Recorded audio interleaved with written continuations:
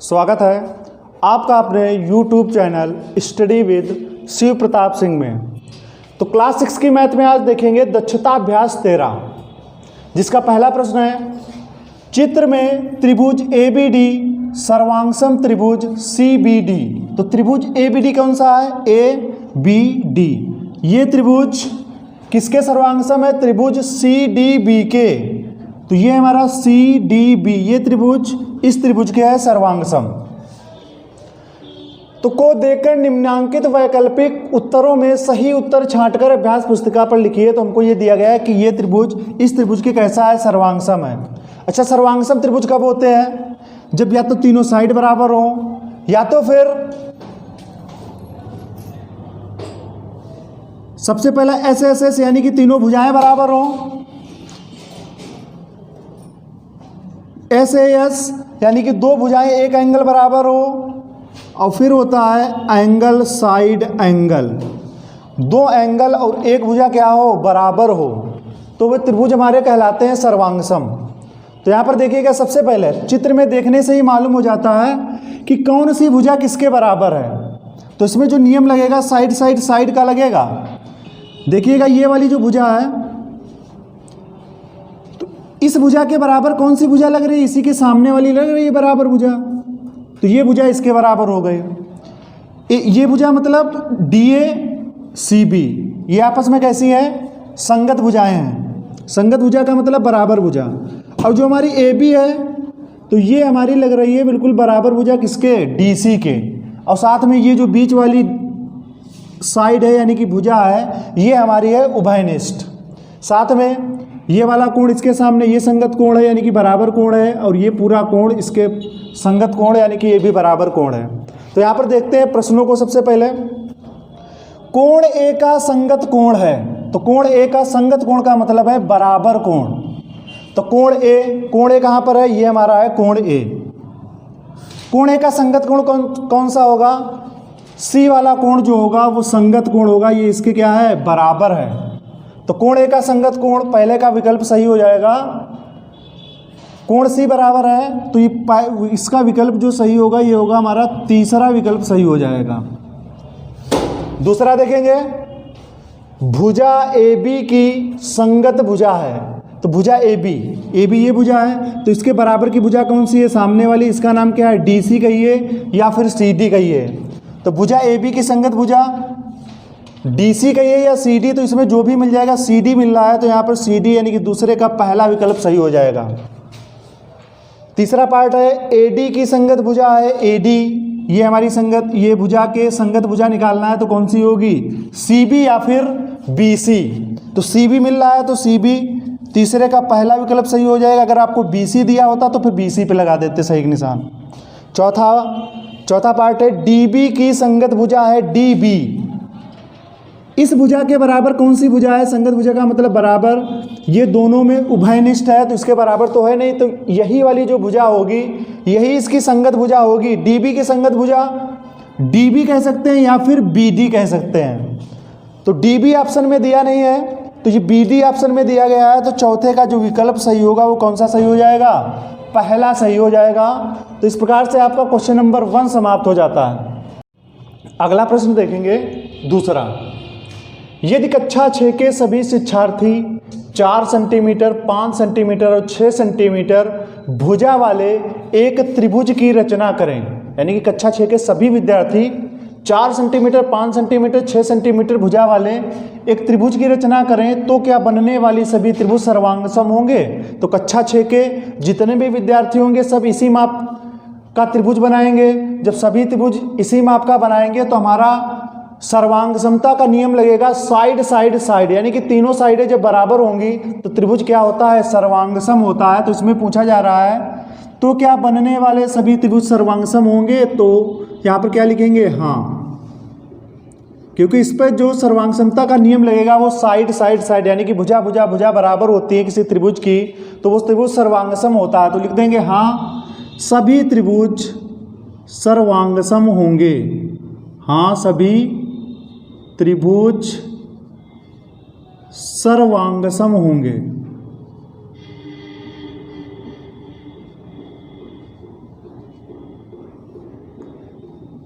तो प्रश्न नंबर 2 में बस आपको इतना ही लिखना है, हाँ सभी त्रिभुज सर्वांगसम होंगे।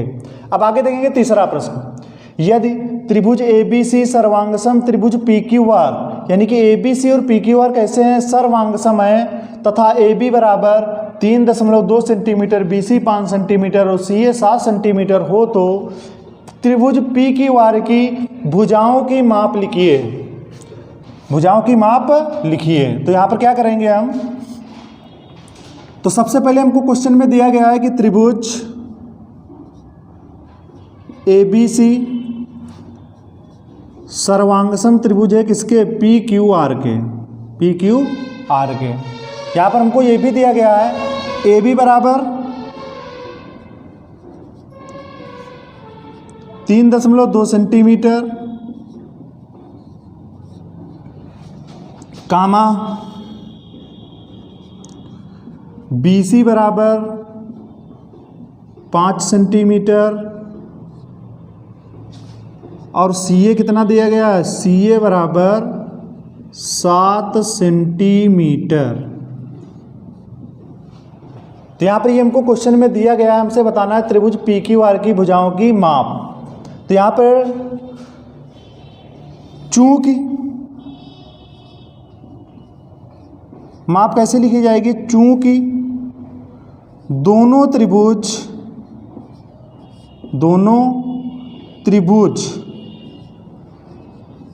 कैसे हैं, सर्वांगसम हैं, दोनों त्रिभुज सर्वांगसम हैं। जब दोनों त्रिभुज सर्वांगसम हैं, अतः दोनों त्रिभुजों की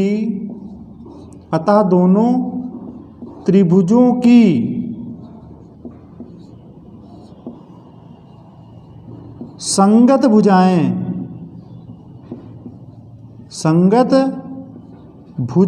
अतः दोनों त्रिभुजों की संगत भुजाएं समान होंगी, या फिर लिख सकते हैं बराबर होंगी। जब समान होंगी तो अतः,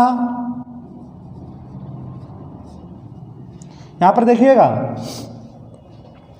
AB बराबर है ना 3.2 सेंटीमीटर, AB बराबर 3.2 सेंटीमीटर, तो यहां से AB लिया गया है, तो AB के बराबर कौन सी होगी, PQ होगी। शुरुआत के 2 वर्ड, इसमें के भी 2 वर्ड, तो यहां पर होगा PQ बराबर क्या होगा, AB, PQ बराबर AB। जब PQ बराबर AB है तो PQ कितना आ जाएगा, तो AB का मान रख दिया जाएगा, तो PQ कितना हो जाएगा, 3.2 सेंटीमीटर हो जाएगा। यानी कि PQ बराबर होगी AB के, क्यों, क्योंकि दोनों त्रिभुज कैसे हैं, सर्वांगसम है, अतः दोनों त्रिभुजों की संगत भुजाएं कैसी होंगी, समान होंगी। तो PQ बराबर हो जाएगा आपका AB। तो PQ कितना हो जाएगा, 3.2 सेंटीमीटर। अब यहाँ से निकालेंगे हम। इसके बाद जब AB हो गया, आगे क्या दिया गया है देखिएगा, आगे दिया गया हमको BC यानी कि दूसरा और तीसरा वर्ड, तो इसका भी दूसरा तीसरा वर्ड QR है। तो यहाँ पर होगा QR बराबर होगा BC के, QR बराबर BC। तो यहाँ से हमारा QR निकल के आ जाएगा, क्या निकल के आ जाएगा, QR कितना आ जाएगा, BC के बराबर। BC का मान है 5 सेंटीमीटर, तो QR भी कितनी हो जाएगी, 5 सेंटीमीटर। यहाँ पर इसके आगे यानी कि PQ की मालूम हो गया, QR भी मालूम हो गया। इसके बाद हम निकालेंगे, यहाँ पर देखिएगा CA, यानी कि C और A ये 2 वर्ड लिए गए हैं, तो यहाँ से हम लेंगे RP। तो RP बराबर CA, RP बराबर CA। तो यहाँ पर हमको RP बराबर CA की भुजा कितनी है, CA है 7 सेंटीमीटर, तो RP भी कितना हो जाएगा, 7 सेंटीमीटर हो जाएगा। तो ये आपका समाप्त हो जाता है क्वेश्चन नंबर 3। अगला प्रश्न देखेंगे चौथा, एक त्रिभुज की तीनों भुजाएं दूसरे त्रिभुज की तीनों संगत भुजाओं के बराबर है, क्या दोनों त्रिभुज सर्वांगसम हैं? तो सर्वांगसम, आपने इसके पहले सर्वांगसमता के नियम पढ़े हैं। कौन कौन से पढ़े हैं? एक हमारा होता है भुजा, भुजा और भुजा, यानी कि वो यही नियम इसमें लगेगा, एक त्रिभुज की तीनों भुजाएं और दूसरे त्रिभुज की तीनों संगत भुजाओं के बराबर है। यानी कि ऐसा त्रिभुज जिसकी तीनों भुजाएं अगर पहले वाले त्रिभुज और दूसरे वाले त्रिभुज की तीनों भुजाएं बराबर होती हैं तो वो कैसा त्रिभुज कहलाता है? सर्वांगसम त्रिभुज कहलाता है। भुजा भुजा भुजा, तो इस क्वेश्चन में भी कह रहा है कि तीनों भुजाएं दूसरे त्रिभुज की तीनों संगत भुजाओं के कैसी हैं? बराबर है। तो क्या दोनों त्रिभुज सर्वांगसम है? तो लिखेंगे हाँ, हाँ दोनों त्रिभुज, हाँ दोनों त्रिभुज सर्वांगसम हैं, दोनों त्रिभुज सर्वांगसम हैं। अगला क्या है? एक त्रिभुज के तीनों कोण दूसरे त्रिभुज के तीनों कोणों के बराबर हो तो क्या दोनों त्रिभुज सदैव सर्वांगसम होते हैं? ऐसा कोई नियम ही नहीं है जिसमें क्या लिखा हो कि कोण कोण कोण। अभी तक आपने जो पीछे एक्सरसाइज पढ़ी है अभ्यास इकाई 13 की, उसमें कोई भी ऐसा नियम नहीं लग रहा है। तो यहाँ पर क्या दोनों त्रिभुज सर्वांगसम सदैव सर्वांगसम होते हैं? तो इसमें क्या लिख देंगे? नहीं, दोनों त्रिभुज सदैव सर्वांगसम नहीं होंगे। तो यहाँ पर हम इतना लिखेंगे। वैसे नियम एक होता है भुजा भुजा भुजा, एक होता है भुजा कोण भुजा और कोण भुजा कोण। तो ये आपके सर्वांगसमता के नियम होते हैं, लेकिन इसमें कभी भी तीनों कोण बराबर वाले सर्वांगसम नहीं होते हैं। क्यों? जैसे मान लीजिए ये त्रिभुज 60 का है, ये भी 60 का है, ये भी 60 का है। सर्वांगसम का मतलब होता है कि तीनों क्या होने चाहिए? जो भी कोण है कोण बराबर होने से वो सर्वांगसम नहीं होते हैं। अगर इनकी लंबाइयाँ ज़्यादा हों तो 60 ये हो जाएगा, 60 ये हो जाएगा, ये कितना हो जाएगा? 60। तो सर्वांगसमता का मतलब है कि एक त्रिभुज दूसरे को ढक लेना चाहिए अगर इस पर रखा जाए। तो ये इसमें अगर साइड छोटी हैं तो वो सर्वांगसम नहीं हो सकता है। तो यहाँ पर क्या लिखेंगे? तो क्या दोनों त्रिभुज सदैव सर्वांगसम होते हैं? तो लिखेंगे नहीं, नहीं। अब होंगे कब?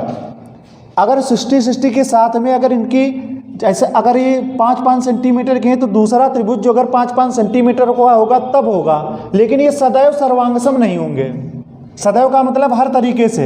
एक ही कंडीशन है, अगर कोण बराबर, अगर इनके साइडें भी बराबर होंगी तभी सर्वांगसम होंगे।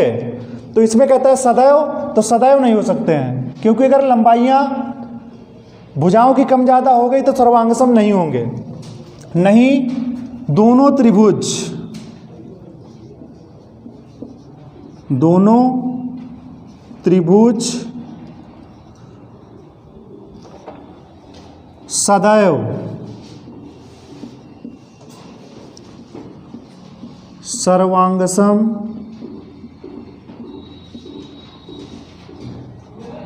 नहीं होंगे, नहीं होंगे। केवल एक ही कंडीशन पर होंगे। कौन सी? अगर ये कोण बराबर तो दिए ही, अगर इनकी भुजाएं बराबर हो, दूसरे के भी अगर भुजाएं बराबर होंगे तभी होंगे, लेकिन सदैव नहीं होंगे। अगला प्रश्न देखेंगे 6वां। एक त्रिभुज का एक कोण 130 अंश का है और शेष दो कोण आपस में बराबर है, लेकिन हमको नहीं मालूम है कि कितने कितने अंश के हैं। इन दोनों कोणों की माप ज्ञात कीजिए। वैसे आपने सीखा है कि जब त्रिभुज के दो कोण दिए होते हैं तो तीसरा कोण निकालना, लेकिन यहाँ पर दो कोण नहीं दिए गए हैं तो यहाँ पर हम मानेंगे, माना शेष दो कोण, माना शेष दो कोण बराबर, माना शेष दो कोण या माना शेष दो कोणों की माप बराबर x, x, यानी कि पहला भी x दूसरा भी क्या हो जाएगा, यानी कि x डिग्री हो जाएगा। माना शेष दो कोण जो भी बचे हैं, एक तो दिया गया है, दूसरा तीसरा हमारा x हो गया। अब हमको मालूम हो गया तीनों कोण कैसे, एक कोण ये हो गया, दूसरा ये हो गया, तीसरा ये हो गया। तो यहाँ पर जब तीनों कोण मालूम हो गए तो फार्मूला लगेगा त्रिभुज के तीनों कोणों का योग बराबर 180 अंश। तो यहाँ पर लिखेंगे त्रिभुज के तीनों कोणों का योग, तीनों कोणों का योग बराबर 180 अंश। तो त्रिभुज के तीनों कोण कौन कौन से हैं? एक कोण हमको दिया है 130 अंश, प्लस दूसरा कोण भी x, प्लस तीसरा कोण भी क्या हो जाएगा x, और बराबर क्या हो जाएगा 180 अंश। तो यहाँ पर सजाती पद जुड़ेंगे, वैसे अंक अंक जुड़ता था लेकिन यहाँ पर x वाले पद हैं तो ये जुड़ेंगे। तो ये क्या हो जाएगा 130 अंश प्लस x जुड़ेगा तो हो जाएगा 2x। यानी कि जो हमारा गुप्त अचर होता है, अचर का मतलब हमारा अंक होता है, तो वो 1 1 माना जाता है। तो यहाँ पर भी 1, यहाँ पर भी 1, तो अंक अंक जुड़ जाएगा तो हो जाएगा 2। अब x का क्या रहेगा x, तो 130 प्लस 2x बराबर क्या हो जाएगा 180 अंश। हमने बताया है जो 2 के ज़्यादा पास में रहेगा वो हमेशा बाद में जाएगा। तो 2x जो है, तो x ज़्यादा पास में है 2 के, तो ये बाद में जाएगा, लेकिन x के ज़्यादा दूर में 130 तो ये पहले जाएगा। ये संख्या x के साथ में जो दिया गया है ये क्या है में दिया गया है, प्लस के साथ में दिया गया है, या यहाँ पर से प्लस के साथ में ये दिया गया है, लेकिन यहाँ पर अगर कुछ चेंज होता है या माइनस का होता है तो माइनस का माना जाता है, लेकिन कुछ नहीं दिया है तो 130 प्लस का ही माना जाएगा। तो ये निकल के जाएगा उधर, तो इधर क्या बचेगा हमारा 2x बराबर 180 अंश, ये प्लस का है, इधर जाएगा तो माइनस का हो जाएगा 130 अंश। तो यहाँ पर क्या हो जाएगा 2x बराबर 180 में से जब 30 अंश जाएगा तो बचेगा हमारा 50 अंश। अब x के साथ में ये कहा है कि मैं गुणा में कुछ नहीं माना जाता है, तो गुणा का माना जाता है बीच के बीच में, तो गुणा में है तो वो भाग में चला जाएगा। तो x बराबर क्या हो जाएगा 50 डिग्री, और बटे में क्या हो जाएगा 2, तो 2 एकम 2, 2 दूनी 4, 1 बचेगा 10 हो जाएगा, 2 पंचे 10, तो ये आ जाएगा x का मान आ जाएगा 25 डिग्री। x का मान कितना आ जाएगा 25 डिग्री, तो लिख देंगे अतः, क्या लिखेंगे अतः शेष 2 कोण, या लिख देंगे अतः दोनों कोणों की माप, इन दोनों कोणों की माप याद कीजिए, तो अतः दोनों कोणों की माप बराबर, 2 कोण हमने x अक्ष माने थे तो x का मान 25 डिग्री आया है, दूसरे का भी 25 डिग्री आया है, तो माना अतः शेष 2 कोणों की माप जो होगी वो 25-25 अंश हो जाएगी। अगर आपको देखना है हमारा क्वेश्चन सही है या गलत है, तो यहाँ पे देखिएगा, एक जो कोण था वो 130 का था, दोनों 25-25 के हैं, तो यानी कि 50 ही हो गया, 130 ही हो जाएगा। हमारा आंसर तभी सही होगा जब तीनों कोणों का अगर हम योग करेंगे, अगर 180 अंश पूरा पूरा आ रहा है तो हमारा जो क्वेश्चन हल किया गया है वो क्या है, सही है। तो यही इसका हल होगा क्वेश्चन नंबर 6 का। अगला प्रश्न है 7वां, एक समकोण त्रिभुज के 2 कोण बराबर हैं। यहाँ पर देखिएगा, एक समकोण त्रिभुज, यानी कि समकोण त्रिभुज का मतलब होता है एक कोण 90 अंश का है, यानी कि एक कोण हमको मालूम हो गया। समकोण त्रिभुज का मतलब है 90 डिग्री, तो एक समकोण त्रिभुज यानी कि एक कोण 90 डिग्री का है, और 2 कोण कैसे हैं आपस में बराबर हैं, दोनों कोण कितने कितने अंश के हैं ये बताना है। तो माना 2 बराबर कोण बराबर, माना 2 बराबर कोण बराबर, तो माना 2 बराबर कोण x अंश, तो x या केवल x मान सकते, 2 बराबर कोण मतलब एक 2 है कोण, तो एक x है तो दूसरा भी x होगा, तो या फिर मान सकते हैं x कामा x भी मान सकते हैं। तो माना 2 बराबर कोण x। अब यहाँ पर हमको तीनों कोण मालूम हो गए, एक समकोण त्रिभुज यानी कि एक 90 अंश का है, दूसरा भी x है, तीसरा भी क्या है x ही है। तो त्रिभुज के तीनों कोणों का योग, त्रिभुज के तीनों कोणों का योग बराबर 180 अंश। तो त्रिभुज के तीनों कोण कौन कौन से हैं? एक 90 डिग्री है आपका, 90 अंश क्योंकि समकोण त्रिभुज है, प्लस यहाँ पर देखिएगा दो बराबर कोण, यानी कि दो कोण बराबर हैं। जब एक x माना है तो दूसरा भी कितना होगा? x ही होगा। या यहाँ पर इस तरीके से भी लिख सकते हैं x, x, दो बराबर कोण यानी कि एक भी x दूसरा भी x, या केवल फिर x लिख सकते हैं। तो 90 प्लस x, यहाँ पर तीसरा कोण जो होगा वो भी क्या होगा? x, और बराबर क्या हो जाएगा? 180 अंश। तो यहाँ पर सजाती पद जुड़ेंगे बीजी व्यंजक वाले, तो ये हो जाएगा 90 अंश प्लस x जुड़ेगा तो हो जाएगा 2x, बराबर क्या हो जाएगा? 180 अंश। तो ये जो 90 दिया गया है ये उधर जाएगा, तो 2x बराबर 180 अंश माइनस ही प्लस का है तो माइनस का हो जाएगा 90 अंश। तो 2x बराबर कितना हो जाएगा? 180 में से 90 जाएगा तो 90 अंश बचेगा। अब x का मान निकालेंगे तो x बराबर क्या हो जाएगा? 2 गुणे में है तो इधर भाग में चला जाएगा, तो 90 अंश बटे क्या हो जाएगा? 2 चक्कू 8, 1 बचेगा 10 हो जाएगा, 2 पंचे 10, तो x का मान आ जाएगा 45 अंश। x का मान कितना आ गया? 45 अंश। दोनों कोण कितने कितने अंश के हैं? अतः दोनों कोणों की माप बराबर, अतः दोनों कोणों की माप बराबर, अतः दोनों कोणों की माप,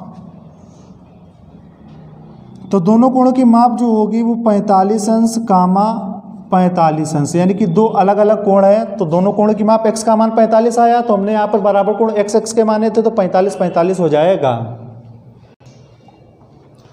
अगला प्रश्न है 8वां। पार्श्वांकित चित्र में बिंदु DE त्रिभुज ABC की भुजा AB और AC पर इस प्रकार स्थित है। बिंदु DE देखिएगा D और E, त्रिभुज ABC की भुजा, त्रिभुज हमारा है ये ABC की भुजा AB और AC पर, AB और AC पर ये बिंदु स्थित है, यानी कि ये बिंदु D और E जो स्थित है कि DE समांतर BC, DE यानी कि ये वाली जो रेखा है ये इसके समांतर है। समांतर का मतलब इनके बीच की दूरी जो है वो समान है। अब यदि कोण B 30, ये B वाला 30 दिया गया है, कोण A 40, कोण A ऊपर 40 दिया गया है, तो कोण XYZ के मान बताओ। तो यहाँ पर इस क्वेश्चन को करने के लिए आपको ये जरूरी नहीं है कि पहले x का निकालिए फिर y का फिर z का, जिस तरीके से आपको सरल लगे उस तरीके से निकालना है। तो यहाँ पर देखिएगा त्रिभुज ABC में, त्रिभुज ABC में, तो आपको देखने से कुछ मालूम हो रहा है कि कौन सा एंगल निकल आएगा। त्रिभुज ABC में, त्रिभुज ABC में देख रहे हैं, A वाला कोण दिया गया है, B वाला दिया गया है, तो C वाला मालूम हो जाएगा, C का मतलब Y। तो त्रिभुज ABC में फार्मूला क्या लगेगा? त्रिभुज के तीनों कोणों का योग बराबर 180 अंश। त्रिभुज के तीनों कोणों का योग, त्रिभुज के तीनों कोणों का योग बराबर 180 अंश।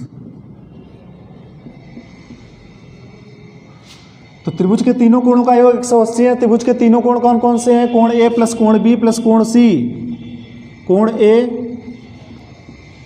प्लस कोण B प्लस कोण C बराबर क्या हो जाएगा? 180 अंश। ABC के मान रखे जाएंगे, A का मान है 40, B का मान है 30, तो 40 डिग्री प्लस 30 डिग्री, और C का जो मान दिया गया है वो Y, तो C की जगह पे क्या हो जाएगा? Y बराबर क्या हो जाएगा? 180 अंश। तो अंक जुड़ जाएंगे, 40 30 हो जाएगा 70 अंश, प्लस Y बराबर क्या हो जाएगा? 180 अंश। तो Y जो है 70 काहे का है? y के साथ में जो 70 है वो प्लस का है, बीच में तो प्लस का तो हुआ, तो प्लस के से अलग हुआ, जब प्लस से अलग हुआ तो यहाँ पर प्लस माइनस का ही होता है, तो यहाँ पर कुछ चिन्ह नहीं है तो प्लस माना जाएगा, अगर माइनस होता तो माइनस का माना जाता। तो यहाँ पर प्लस का है, उधर जाएगा तो माइनस का हो जाएगा, तो 180 अंश माइनस क्या हो जाएगा? 70 अंश। तो y बराबर हमको मालूम हो जाएगा, तो यहाँ से निकल आएगा y बराबर 110 अंश। जब 180 में से 70 घटाएंगे तो y का मान कितना मालूम हो जाएगा 110 अंश। यहाँ से हमको मालूम हो गया है y वाला कि ये 110 अंश है। ठीक, जब y वाला 110 हो गया, अब ये वाले मान निकालना है xz। तो यहाँ पर देखिएगा कोण B की सहायता से x वाला निकाल सकते हैं या फिर y की सहायता से z वाला निकाल सकते हैं। ठीक, तो यहाँ पर हम निकालते हैं कोण y बराबर, कोण y का नाम पूरा लिखेंगे बराबर z, इस तरीके से नहीं लिखेंगे तो लिखेंगे कोण BCE, कोण BCE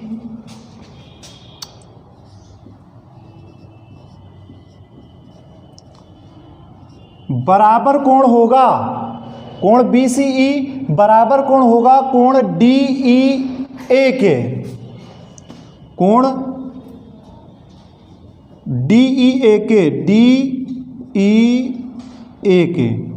BCE बराबर होगा कोण DEA के, BCE बराबर होगा कोण DEA के। लेकिन हमको DEA निकालना है ना, जब DEA निकालना है तो DEA जो है वो पहले रखेंगे, तो DEA बराबर होगा BCA, बराबर कोण BCE। तो ये वाला यहाँ शुरुआत से हटा देंगे ये, क्योंकि हमको ये मालूम था ना, तो जो नहीं मालूम हुए वो पहले रखेंगे। तो कोण DEA बराबर होगा कोण BCE के, यानी कि y वाला कोण जो है वो बराबर होगा z के। क्यों बराबर होगा, यहाँ पर देखिएगा, यहाँ से देखेंगे अगर इसको हम डैश डैश करके बढ़ा दें तो ये दो हमारी समांतर रेखाएं हो गई। ये दो समांतर रेखाओं को एक जब तिर्यक रेखा काटती है तो एक ही तरफ के जो कोण होते हैं, एक कोण छोड़कर दूसरा कोण जो होता है वो संगत कोण होता है। संगत कोण आपस में बराबर होते हैं, तो यहाँ पर लिखेंगे संगत कोण। क्या लिख देंगे, संगत कोण। और जब संगत कोण है तो संगत कोण आपस में बराबर होते हैं, तो कोण DEA बराबर, कोण DEA का जो मान है वो कोण है हमारा z वाला। कोण DEA का मतलब हो जाएगा हमारा z, XYZ का मान निकालना है, तो यहाँ पर हम लिख देंगे z बराबर BCE का जो मान निकल के आया था वो था 110, तो ये भी कोण z बराबर क्या हो जाएगा 110 अंश। ठीक, अब जब ये वाला हमको 110 मालूम हो गया, ये कितना मालूम हो गया 110 अंश, तो आप चाहो तो x का जो मान है त्रिभुज ADE से निकाल सकते हो। त्रिभुज ADE, तो त्रिभुज के तीनों कोणों का योग बराबर 180 अंश, तो इस तरीके से हम निकालें, क्योंकि दो कोण मालूम है, तीसरा कोण नहीं मालूम है। या फिर आप संगत कोण से निकाल सकते हैं। किस प्रकार से, इस वाले का कोण पूछा जा रहा है, यानी कि ADE, कोण ADE बराबर कोण होगा किसके, DBC के, कोण DBC के। क्यों बराबर होगा, क्योंकि ये संगत कोण है और संगत कोण आपस में बराबर होते हैं। संगत कोण क्यों है, क्योंकि जब ये दो समांतर रेखाएं इस प्रकार से होंगी और इसको एक ये तिर्यक रेखा काट रही है, तो तिर्यक रेखा के जो एक ही ओर कोण होते हैं वो संगत कोण होते हैं। लेकिन होते कौन से हैं, जैसे इस कोण का पूछा जा रहा है तो एक कोण छोड़ के दूसरा वाला कोण संगत कोण होता है, तो ये और ये कोण कैसा हो जाएगा, संगत कोण हो जाएगा। तो यहाँ पर हम कोण ADE का मतलब है, ADE का मतलब है कोण x, तो यहाँ पर हम रखेंगे x और बराबर DBC बराबर होगा, तो DBC का मान कितना है 30 अंश, तो कोण x का भी मान मालूम हो गया। तो यहाँ से हमारा मालूम हो जाता है x, y और z। तो इसमें आपको बस x, y, z के मान बताना था, तो अतः लिख देंगे यहाँ पर, अतः x बराबर 30 अंश, y बराबर 110 अंश और z बराबर हो जाएगा 110 अंश। यही x, y, z के क्या है, मान है। तो इसके बाद देखेंगे अगला प्रश्न। अगला प्रश्न देखेंगे 9वां, पार्श्वांकित चित्र में कौन सी समकोण है। कौन सी दिख रहा है, कौन सी, ये वाला जो कोण है ये पूरा मिला के 90 डिग्री है। कोण सी समकोण का मतलब 90 डिग्री। सी डी लंब ए बी, यानी कि ए बी भुजा पर लंब है सी डी, इसको पीछे से पढ़ा जाता है। ए बी भुजा पर, ये देखिएगा ए बी भुजा पर लंब है, ये लंब का निशान मतलब जो भी लाइन जाती है इस तरीके से लंब का निशान है। तो जब लंब का निशान जाता है तो यहाँ पर 90 डिग्री इधर भी बनाता है इधर भी बनाता है। तो लंब है सी डी, यानी कि भुजा ए बी पर ये लंब सी डी, यानी कि इधर 90 इधर भी 90। और कोण ए 65 दिया है, तो निम्नलिखित कोणों के मान ज्ञात कीजिए। यहाँ पर देखिएगा कोण ए सी डी कहाँ पर है, ये ए है, ये सी है, ये डी है। तो ये वाला जो पहला कोण है ये हमारा ए सी डी, ये वाला निकालना है ए सी डी। तो यहाँ पर ए सी डी कैसे निकालेंगे, त्रिभुज ए डी सी में, त्रिभुज ए डी सी में या त्रिभुज ए सी डी में, त्रिभुज ए सी डी में। तो त्रिभुज ए सी डी में देखेंगे ये वाला हमको भाग देखना है। तो इसमें कौन कौन से कोण हैं, तो सबसे पहले फार्मूला लगाएंगे, त्रिभुज के तीनों कोणों का योग बराबर 180 अंश। त्रिभुज के तीनों कोणों का योग, तीनों कोणों का योग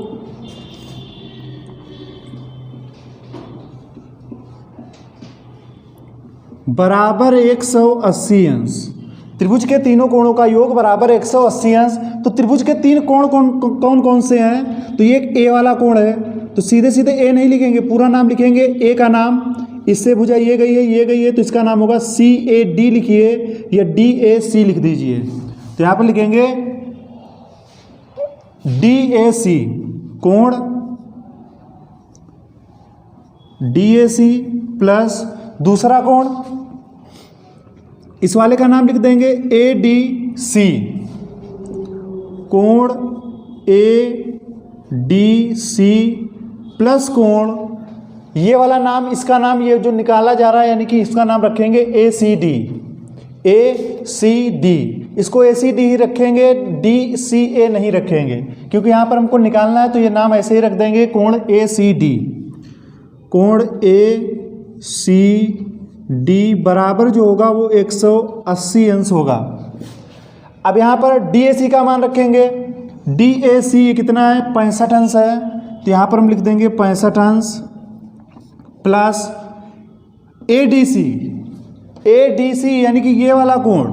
यहाँ पर देखिएगा भुजा जो ए बी है इस पर लंब गया है हमारा सी डी, तो इधर जब 90 डिग्री बना रहा है तो पूरी लाइन 180 डिग्री की होती है, तो इधर भी हमारा कितना बनेगा 90 डिग्री का ही बनेगा, लेकिन दिया नहीं है आपको समझ लेना है। तो यहाँ पर हम रखेंगे 90 डिग्री और प्लस ए सी डी हमसे पूछा जा रहा है, तो ए सी डी की जगह पर हम कोण ए सी डी ही रखेंगे, बराबर क्या हो जाएगा 180 अंश। तो यहाँ पर अंक है, ये संख्याएं जुड़ जाएंगी, तो 5 में 0 जुड़ेगा तो 5 और 9 6 हो जाएगा 15, तो 155 अंश प्लस कोण ए सी डी बराबर क्या हो जाएगा 180 अंश। यहाँ पर संख्या एक तरफ, तो कोण ए सी डी क्या हो जाएगा, कोण ए सी डी बराबर 180 अंश उधर पहले से दिया था, ये संख्या जाएगी उधर, ए सी डी के साथ ये प्लस में है। तो यहाँ पर भी देखेंगे ये संख्या अगर इसके पहले चिन्ह भी चेक करते हैं तो कुछ नहीं है तो प्लस का ही माना जाएगा, जब उधर जाएगा तो माइनस का हो जाएगा, तो 155 अंश। तो कोण ए सी डी घटाने पर हमें मालूम हो जाएगा ए सी डी। तो यहाँ पर देखेंगे घटा देंगे, 0 से 5 जाएगा नहीं, पीछे से हासिल लेंगे तो यहाँ पे होगा 10, 10 से 5 गया 5, यहाँ पर कितना बचेगा 7, 7 में से 5 गया 2, 1 से 1 गया 0। तो जो ए सी डी का मान निकल के आया है वो आया है 25 अंश। ये वाला जो पहला कोण आ गया है ये आया है 25 अंश। तो इसके बाद अब हम देखेंगे दूसरा पार्ट। अब इसके बाद आपका ये पहला पार्ट हो गया है क्वेश्चन नंबर 9 का, आप देखेंगे दूसरा पार्ट। कोण बी सी डी पूछा जा रहा है, तो यहाँ पर देखिएगा बी सी डी है कौन सा, ये है बी, ये है सी और ये है डी। तो ये वाला जो कोण है इस वाले कोण को निकालना है, यानी कि यहाँ पर हम x लिख दे रहे हैं, तो इस वाले कोण को देखना है, केवल ये वाला कोण।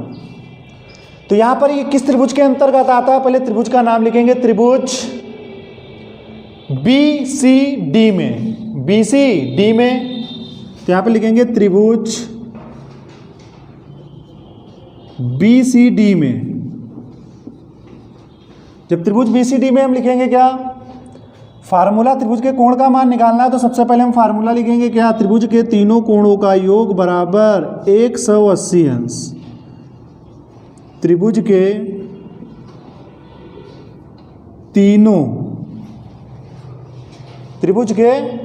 तीनों कोणों का योग बराबर 180 अंश। लेकिन यहाँ पर एक कोण, दो कोण नहीं दिए गए हैं, तो यहाँ पर त्रिभुज की सहायता से यहाँ पर हम नहीं निकालेंगे।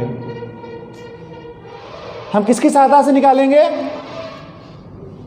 कोण C पूरा दिया गया है हमको 90 डिग्री। कोण C कितना दिया गया है, 90 डिग्री।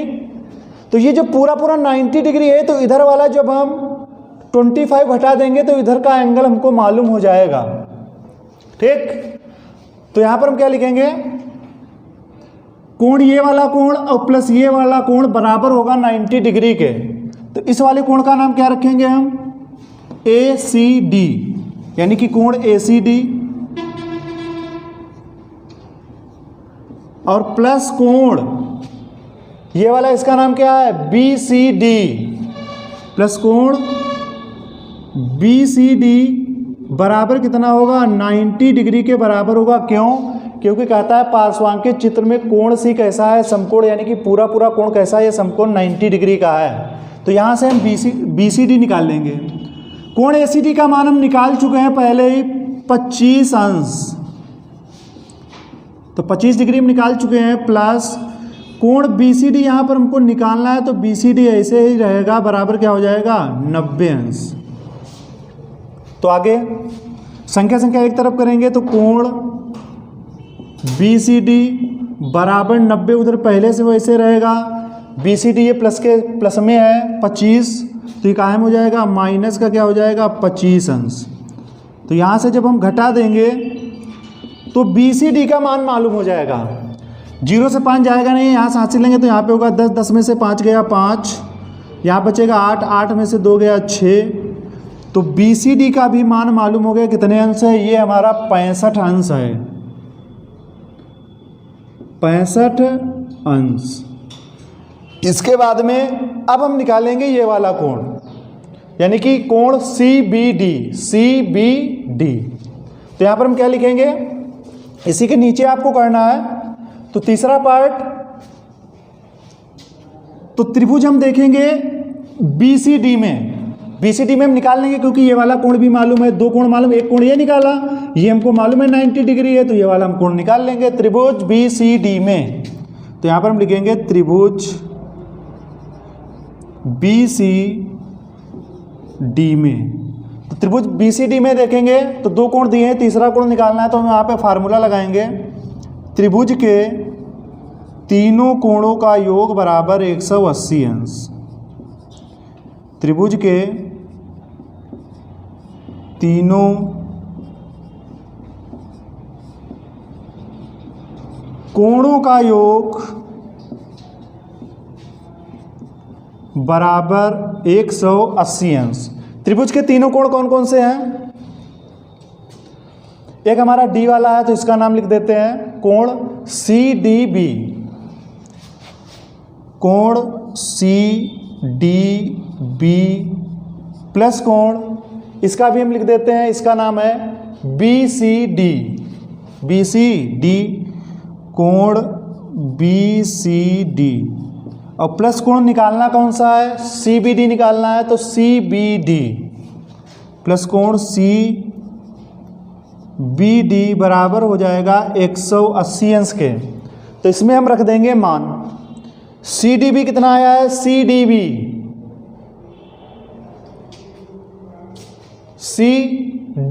आया नहीं, हमको पहले से दिया था ये, क्योंकि इस पर लंब है, भुजा AB पर क्या है, लंब है, तो 90 डिग्री का कोण बनाएगा। तो यहाँ पर हम लिखेंगे 90 डिग्री, प्लस BCD ऊपर निकाल चुके हैं 65 अंश, तो यहाँ पर हम लिखेंगे 65 अंश, प्लस कोण CBD हमें निकालना है, बराबर किसके होगा, 180 अंश। तीनों कोणों का योग बराबर क्या होगा, 180 अंश। तो यहाँ पर हम आगे कर रहे हैं इसके ऊपर, तो इन दोनों संख्याओं को जोड़ देंगे तो 0 में 5 जोड़ेंगे तो होगा 5, और फिर 9 में 6 जोड़ेंगे तो होगा 15। तो 155 अंश प्लस कोण CBD प्लस कोण CBD बराबर क्या होगा 180 अंश। तो यहाँ पर संख्या एक तरफ करेंगे तो यहाँ पर लिखेंगे कोण CBD बराबर 180 अंश। ये संख्या प्लस की है तो उधर जाएगी तो माइनस की हो जाएगी 155 155 यानी कि 155 अंश। तो कोण CBD का मान घटाने पे हमें मालूम हो जाएगा। 0 से 5 जाएगा ना, यहाँ से हाथ से लेंगे तो यहाँ पे हुआ 10, 10 में से 5 गया 5, यहाँ बचा 7, तो 7 में से 5 गया 2, तो यहाँ पर हमें CBD का भी मान मालूम होगा कितने अंश होगा। ये जो हमारा एंगल निकल के आ जाएगा 25 डिग्री निकल के आ जाएगा। तो इसी के साथ आपका क्वेश्चन नंबर 9 समाप्त हो जाता है तथा आपकी दक्षता अभ्यास 13 भी समाप्त हो जाती है और इसी के साथ आपकी इकाई पूरी समाप्त 13। तो अगर ये वीडियो हमारा आपको अच्छा लगा हो तो हमारे चैनल को सब्सक्राइब कीजिए तथा लाइक शेयर और कमेंट करना बिल्कुल ना भूलें।